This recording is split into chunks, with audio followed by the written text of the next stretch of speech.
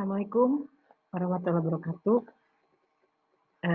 Hari ini kita akan membahas tentang Global Marketing Environment. Di sini kita akan mulai dari learning objective ya.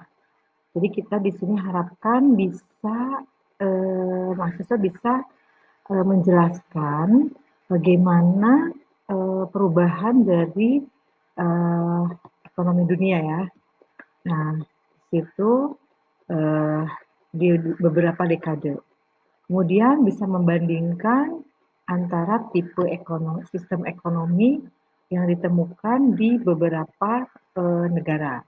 Kemudian yang ketiga itu adalah kita bisa menjelaskan bagaimana kategori dari economic development ya yang dilakukan oleh World Bank dan mengidentifikasi bagaimana emerging country, emerging market ya dengan masing-masing stage of development-nya. Kemudian diskusi untuk melihat bagaimana raca pembayaran statistiknya di beberapa negara. Kemudian kita bisa mengidentifikasi bagaimana negara itu melakukan ekspor. Nah, lalu juga bisa menjelaskan bagaimana exchange rate ya dapat memberikan impact ya pengaruh kepada beberapa perusahaan-perusahaan yang memberikan kesempatan untuk bisa melakukan namanya perbedaan-perbedaan dari sisi exchange rate-nya di dunia. Oke. Di sini kita lihat kondisi ekonomi dunia. Ekonomi dunia telah mengalami revolusi. Jadi perubahan terbesar itu ada pasar global dan persaingan global. Nah, 5 perubahan utama yaitu satu driving force adalah capital movement, ya. Kemudian yang kedua itu adalah produksi tidak sejalan dengan employment, kesempatan kerja tetap atau turun tetapi produksi tetap meningkat. Kemudian produksi primer tidak sejalan dengan negara industri. Turunnya harga produk primer hampir tidak berpengaruh terhadap negara industri. Kemudian ekonomi dunia di bawah kontrol. Jadi the world economy sebagai ekonomi yang dominan. Jadi global competition tidak lagi tetapi jadi head to head. Kemudian berakhirnya perang dingin antara kapitalisme dan sosialisme. Berikutnya saya sampaikan mengenai sistem ekonomi. Karena terjadinya sistem ekonomi di market allocation-nya, di sini ada consumer choice or purchase decides-nya bagaimana ini bisa melahirkan trade countries-nya ya, di US, Western Europe, di Jepang. Kemudian yang kedua adalah common allocation. Resources allocation ini akan bisa mempengaruhi ya government planner-nya seperti itu. Kemudian yang mix system di sana ada alokasi sistem ya, di sini ada mix system dengan proporsinya US 32% dari GDP, kemudian Sweden 64% dari expenditure dan di bawah kontrol government. Kemudian kita sampaikan di sini ada namanya perkembangan pasar, ya. Jadi ketika kita melakukan global marketing itu akan sangat dipengaruhi oleh environment.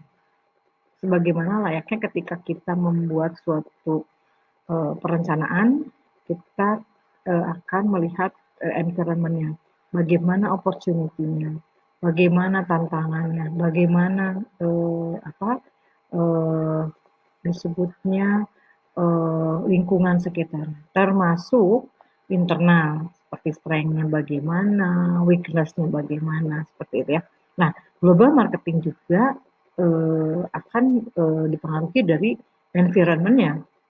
Ketika kita melakukan marketing ke global, kita harus tahu dulu pasarnya kita itu seperti apa. Nah, kita lihat coba ya di slide berikut ini, yaitu perkembangan pasar. Ya. Pasar negara-negara mempunyai tahap perkembangan yang berbeda. Ya, di sini ada indikatornya itu GNP per kapita. Tahapannya adalah low income countries ya, di bawah $400 per kapita. Dunia ketiga atau pre-industrial countries. Kemudian pasar yang terbatas untuk semua jenis produk dan bukan ancaman signifikan dalam persaingannya. Dan yang berikutnya lower middle income countries. Jadi antara 400 sampai 2000 USD ya di bawah developed countries. Kemudian lokasi produksi untuk produksi terstandarisasi atau mature product.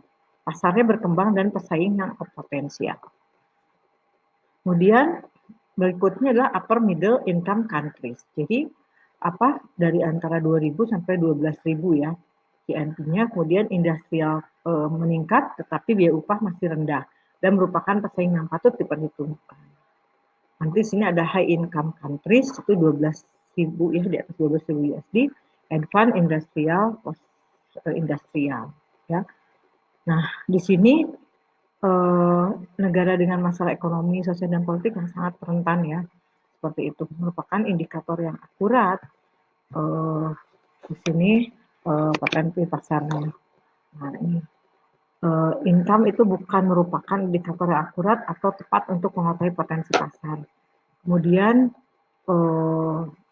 indikator lainnya populasi khususnya untuk produk dengan harga murah korelasi negatif antara tingkat pertumbuhan populasi dengan tingkat income.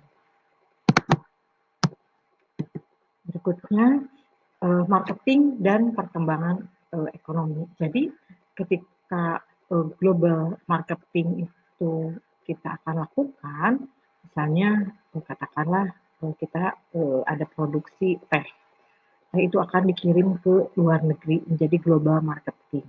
Kemudian teh kita ini akan dikirim ke mana? Ke Inggris langsung, ya. Nah, konektivitas dengan ke Inggrisnya bagaimana? Bagus tidak? Kita bisa diterima nggak dari negara kita? Nah, kalau tidak bisa terima, kita bisa melalui apa? India dulu. Kita ekspor ke India.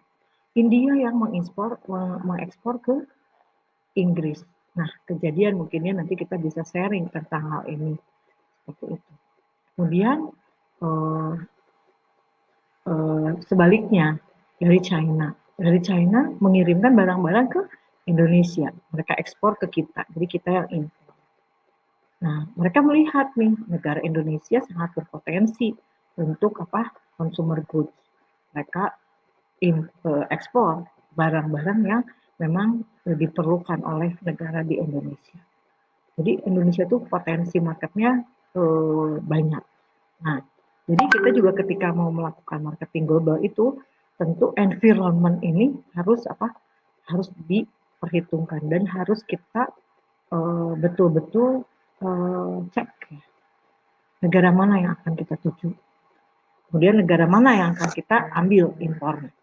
Oke, kita lihat marketing dan perkembangan ekonomi. Marketing hanya relevan dengan kondisi di negara kaya atau industri atau customer needs and wants-nya. Sedangkan LDCs relevan dengan produksi. Misalnya LDCs juga butuh mencuci, tetapi karena income yang rendah, maka mencuci dilakukan dengan tangan, tidak pakai mesin cuci. Nah, jadi alat mesin cuci yang murah lebih sesuai, seperti itu. Kemudian beberapa hasil penemuan hukum Angel, nah, income naik di atas tingkat minimum tertentu. Nah, proporsi pengeluaran untuk makanan itu turun, walaupun nilai absolut pengeluaran makanan tetap naik. Elastisitas pendapatan terhadap permintaan makanan pada low income countries adalah 0,9, sedang high income countries 0,16. Income naik, elastisitas permintaan makanan turun. Product saturation level, ya persen pembelian potensial memenuhi produk tersebut naik seiring dengan naiknya income per kapita. Namun harus dipertimbangkan faktor yang lainnya. Seperti itu. Nah, jumlah rumah tangga yang memiliki vacuum cleaner di Belanda adalah 95%. Tapi dan di Italia 7%. Jadi bukan faktor income, tapi faktor jenis rantai juga. Seperti itu. Jadi ketika kita mau mengirimkan barang, marketing, ini harus tahu. Jadi contohnya kopi. Nah, dari Medan, dari Aceh, ya, semua kita ekspor kopi. Tapi ke negara mana? Misalnya ke Starbucks. Nah, dari Starbucks balik lagi ke Indonesia, jadi diminum oleh kita. Padahal kopinya itu dari Aceh, dari Medan, seperti itu. Kemudian ini jadi marketing itu seakan akan mengikuti environment itu, yaitu ini perkembangan ekonomi di antaranya. Oke, kita lihat lagi. Di sini ada namanya balance of payment, ya, neraca pembayarannya. Kebijakan perdagangan internasionalnya bagaimana? Tindakan pemerintah mempengaruhi current account dari balance of payment-nya. Jadi kalau misalnya balance of payment-nya ekspornya masih rendah atau impornya tinggi, itu juga akan mempengaruhi kebijakan-kebijakan perdagangan internasional. Seperti misalnya kita mengharapkan impor itu banyak masuk, investasi banyak masuk. Maka kebijakan perdagangan internasional dari mulai pajaknya, ya, kebijakannya akan berubah, akan berbeda. Nah, kemudian ada lagi kebijakan pembayaran internasional ini, tindakan pemerintah mempengaruhi capital account dari neraca pembayaran tersebut. Kebijakan bantuan luar negeri antara lain tindakan pemerintah yang berhubungan dengan grants, loans, dan bantuan militer. Kita lihat lagi marketing dan perkembangan ekonomi, ya. Trade patterns, intra-trade, ekspornya bagaimana, importnya bagaimana. Nah, perdagangan barang, perdagangan jasa, copyright, patent laws. Nah, kemudian national control of international transfer of goods money, ya. Kemudian teknologinya bagaimana, ketentuan-ketentuannya, rights-nya, ya. Kemudian di sini ada tujuan pendapatan pemerintah, proteksi industri dalam negeri, dan mengembangkan perusahaan lokal. Tujuannya itu kan. Nah, tujuan ekonomis dan politis serta perbedaan sistem nilai merupakan alasan utama untuk melakukan kontrol. Jadi pada akhirnya global marketing ya harus tahu tentang environment perkembangan ekonomi. Jadi kita tahu apa sih yang kita butuhkan, apa sih yang negara tersebut butuhkan. Seperti contohnya, Indonesia itu penghasil kertas, misalnya dari Sinarmas, akan ekspor, ya, ke negara lain.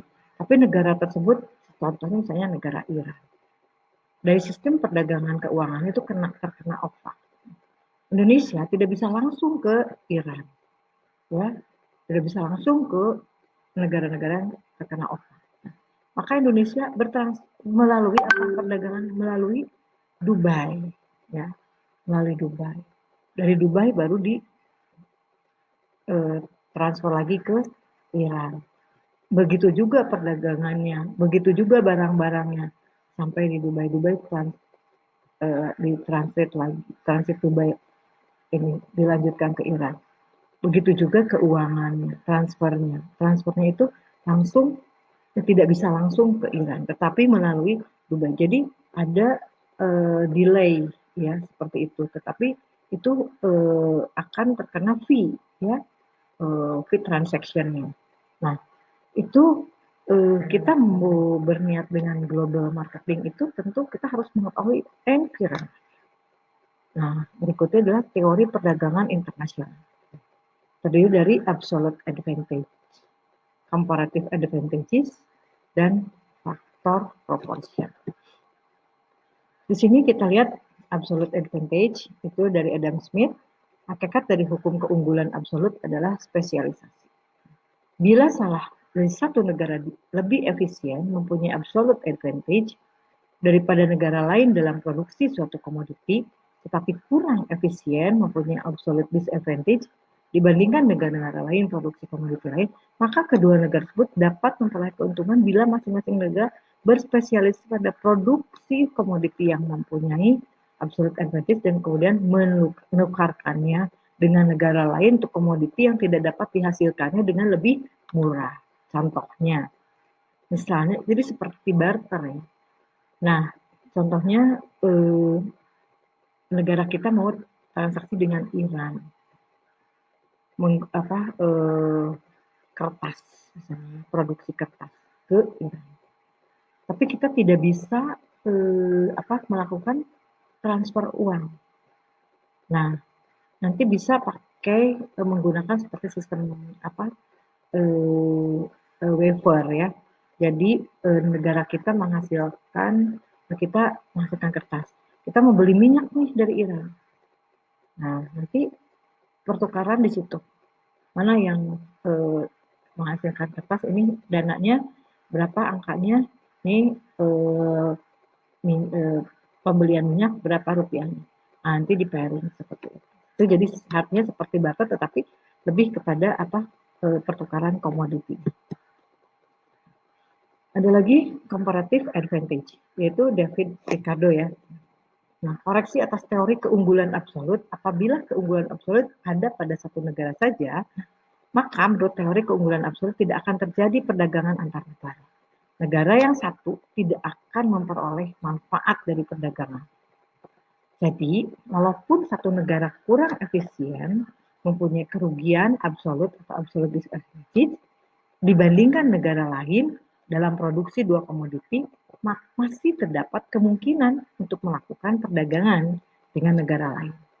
Negara tersebut harus berspesialisasi pada produksi komoditi yang mempunyai kerugian absolut terkecil. Nah, keunggulan komparatif terbesarnya ya, dan mengekspornya serta mengimpor komoditi yang mempunyai kerugian absolut terbesar, keunggulan komparatif terkecil. Oke. Berikutnya yaitu faktor proportion menurut Ellie Hexter dan Bertil Flynn, yaitu keunggulan komparatif timbul dari perbedaan dalam faktor endowments. Faktor endowments adalah faktor-faktor yang ada dimiliki atau terkandung di dalam alam negara bersangkutan. Konsep dasar, intensitas faktor atau faktor intensity itu rasio jumlah faktor yang digunakan untuk memproduksi satu unit komoditi. Nah, kemudian ada faktor abundance-nya. Jumlah seluruh faktor yang dapat diperoleh di setiap negara. Ya. Negara dengan labor abundance-nya berspesialisasi pada labor intensity product. Jadi saling ya, kita saling menguntungkan seperti itu. Di sini berikutnya itu kita bahas tentang restriction ya, macamnya restriction ini apa? Tarif. Tarif ini adalah pembebanan pajak atau pungutan yang dikenakan pada komoditi yang diperdagangkan pada waktu komoditi tersebut melewati batas negara. Tarif ekspor duties-nya bagaimana? Tarif impor duties-nya gimana? Nah, sekarang efek proteksi lebih besar atau lebih penting ya, ada transit duties. Macam transaksinya itu restriction itu jenis tarif. Menurut penetapan beban tarif ya, ada tarif ad valorem itu berdasarkan persentase tertentu dari nilai komoditi yang diekspor atau diimpor. Ada tarif spesifik berdasarkan jumlah tetap per unit fisik komoditi yang diekspor atau diimpor. Ada lagi tarif kombinasi, compound tarif. Untuk sejumlah tertentu komoditi yang diekspor atau diimpor mengenai tarif ad valorem. Selebihnya dari jumlah tersebut dikenakan tarif spesifik. Jadi ketika kita mau ekspor, ketika kita mau impor, itu ada tarif-tarif ya yang memang biasa dikenakan tergantung dari negaranya. Nah, terus juga ada kuota ya. Seperti halnya pembatasan jumlah fisik komoditi yang boleh masuk atau keluar dari suatu negara. Seperti misalnya membawa rokok, kemudian ekspor atau impor rokok gitu. Itu ada kuota. Kemudian kuota impor, pembatasan jumlah komoditi yang boleh masuk. Kalau kuota ekspor, pembatasan jumlah komoditi yang boleh keluar dari suatu negara. Jadi misalnya tentang ekspornya rotan. Nah, ekspor rotan itu harus dalam bentuk bahan jadi atau setengah jadi. Jadi tidak boleh bahan mentah dan ada kuotanya. Nah, mungkin kuotanya berapa yang setengah jadi, berapa yang jadi. Nah, untuk bahan mentah karena tidak boleh, waktu itu pernah lihat saya kasusnya, kuotanya itu supaya karena negara tersebut sebenarnya membutuhkannya bahan baku ya, bukan bahan jadi karena mungkin desainnya mereka yang ingin punya dan sebagainya. Nah, kalau ingin desain yang mereka punya, nah dia harusnya datang ke negara kita misalnya Indonesia, ke Cirebon kotanya, kota penghasil rotannya atau Kalimantan. Nah, dilihat nih rotannya seperti apa. Oh, desainnya pengen gini-gini. Nah, melakukan apa kerjasama dengan apa dia memberikan desainnya, dia kontrol, dia monitor, barulah diekspor dengan apa eh, kontrol dari mereka. Nah, tapi ada kalanya eh, negara lain itu hanya membutuhkan apa eh, namanya bahan baku ini disebutnya rotan.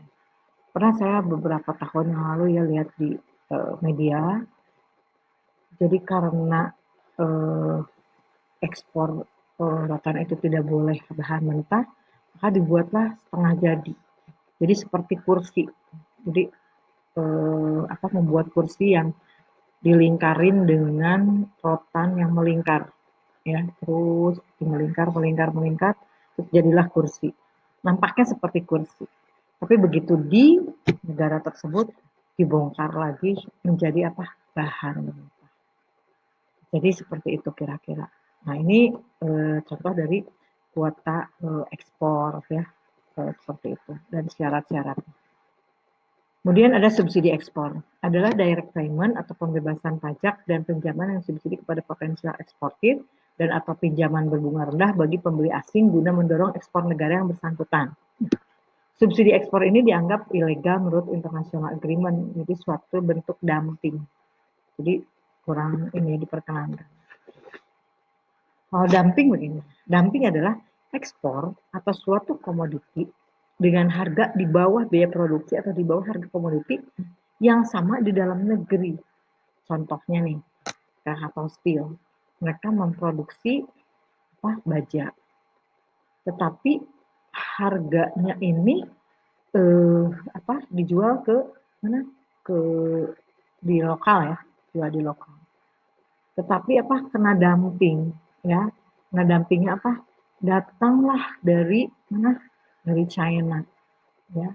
Produksi baja dengan harga di bawah harga komoditi yang ada di Indonesia. Harga KS yang ada di Indonesia. Ya, kalau udah dumping seperti itu, hancurlah perusahaan tersebut ya kalau tidak ada pasarnya. Makanya global marketing ini benar-benar harus mengetahui environment, bagaimana environment di suatu negara tersebut. Nah, sini ada sporadic dumping ditetapkan sementara sebagai strategi untuk mengalahkan pesaing di pasar luar negeri. Misalnya di sini karena terlalu kemahalan supaya mendorong agar harganya kita jadi murah nih di sini. Nah, menciptakan monopoli dan kemudian meningkatkan harga pada tingkat yang lebih tinggi yang dapat menghasilkan keuntungan. Persistent dumping, dua ya. Hasil dari kebijakan international price discrimination, di situ ada penetapan harga yang berbeda atas komoditi yang sama, sesuai dengan pasar nasional yang berbeda. Kemudian ada predatory, yaitu penetapan harga yang berbeda di pasar luar negeri untuk mematikan pesaing. Jadi dumping sulit ditentukan upaya mencegah atau anti dumping duties. Ya, seperti itu tentang dumping. Ada lagi voluntary export restraints, yaitu negara pengimpor memujuk negara lain untuk mengurangi ekspor komoditi secara sukarela di bawah ancaman pembatasan seluruh perdagangan. Jadi ada komunikasi lah seperti itu. Kemudian ada technical, administratif, dan ada regulation-nya. Ya, restriksi ini banyak. Kemudian meliputi safety regulation, health regulation, kemudian requirement-nya. Nah, untuk health regulation, ketika misalnya kita memproduksi, mau mengekspor sayuran, buah-buahan, itu tidak boleh ada eh, untuk disebutnya disinfektan ya, maksudnya pencegah hama dalam bentuk kimiawi, ya tidak boleh, tidak diterima oleh Singapura, Hong Kong, Jepang tidak. Nah, harus apa? Harus asli hama, ya, untuk mencegahnya itu. Oleh karena itu, pernah saya waktu itu ada nasabah yang memang memproduksi paprika, ya. Nah, paprika itu tidak boleh disuntik dengan disemprot-semprot dengan kimiawi untuk mencegah hamanya itu. Nah, maka harus ada predator hama. Nah, predator hamanya ini membelinya di mana? Di Belanda, impor dari Belanda, ya, untuk mendatangkan predator supaya hama ini dimakannya oleh predator itu. Jadi tidak dalam bentuk pencegahan dengan kimiawi. Nah, hal seperti itu yang memang kembali lagi global marketing itu harus kan terpengaruh dengan situasi lingkungan negara tersebut. Nah, berikutnya ini ada namanya integration economy, ya. Integrasi ekonomi. Ada preferential trade agreement, ada free trade area, ada custom union, common market, dan economic union. Nah, integrasi ekonomi, di sini ada preferential trade arrangement, itu memberikan barriers yang lebih rendah dalam perdagangan di antara negara-negara yang berpartisipasi daripada negara non-anggota. Contohnya British Commonwealth Preference Scheme. Kemudian ada lagi free trade area, ya, free trade area, yaitu menghilangkan semua barrier di antara negara-negara anggota. Tetapi tiap negara dapat mempertahankan barrier untuk perdagangan dengan negara non-anggota. Contohnya ada NAFTA, ACTA, dan EFTA. Customs Union, tidak ada tarif dan barriers yang lain di negara-negara anggota. Negara anggota mengharmonisasikan trade policies-nya terhadap negara lain di luar anggota. Contohnya apa? Europe Union sebelum tahun 92. Nah, integrasi ekonomi ya, masih di sini ada common market. Lebih jauh dari custom union. Di mana dimungkinkan free movement dari tenaga kerja dan modal di antara negara-negara anggota. Contohnya European Union setelah 92, terus NCOM, CARICOM, NCSCM. Nah, kemudian berikutnya Economic Union. Lebih jauh dari common market, di mana di antara negara-negara anggota mengharmonisasikan atau bahkan menyamakan kebijakan fiskal dan moneter.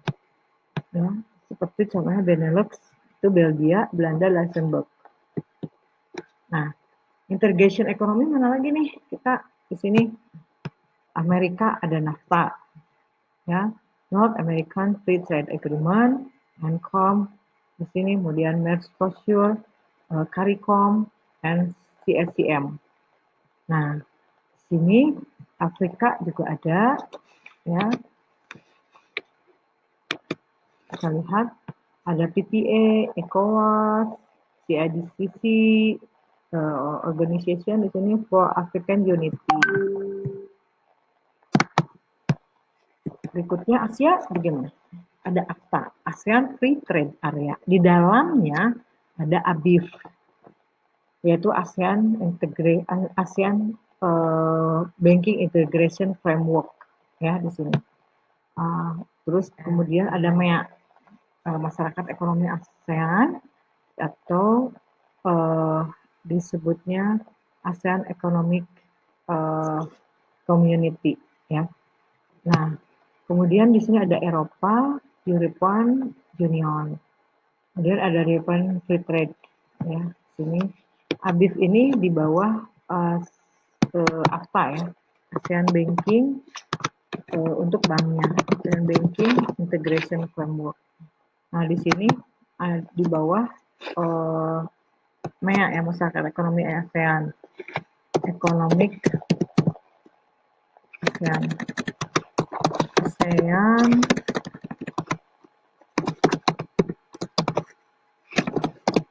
Economic Community ya, di AEC. Oke.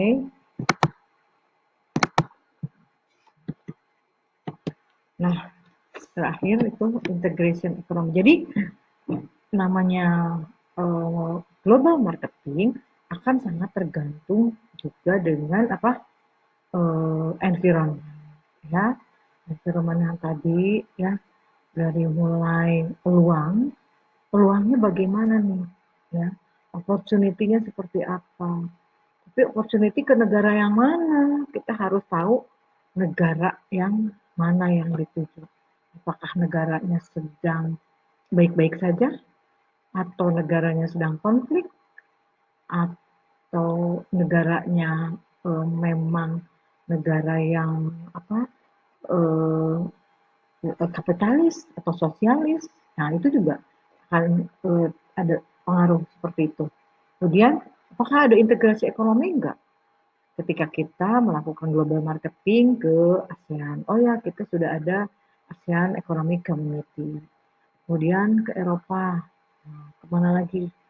Nah, seperti itu. Jadi akhirnya global marketing itu kita harus tahu apa mengenai lingkungannya, lingkungan yang mempengaruhi, yaitu economic environment.